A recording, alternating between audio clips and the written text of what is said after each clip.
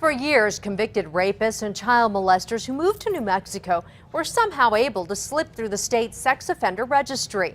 It's a problem that stood in and out in a case that went all the way to the state Supreme Court earlier this year. But beginning Monday, the loophole will finally be closing. News 13's Cole Miller has the story.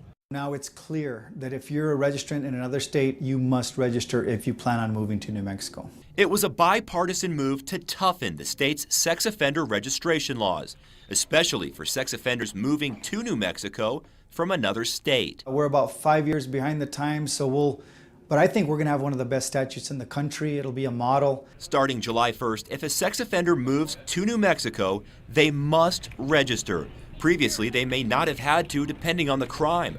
It's been a hot topic ever since Bruce Hall moved to New Mexico from California, where he was convicted of, quote, annoying or molesting a child and required to register as a sex offender. But it was a crime that didn't technically exist here in New Mexico. In 2008, after moving to Las Cruces, he was arrested and convicted for not registering in New Mexico.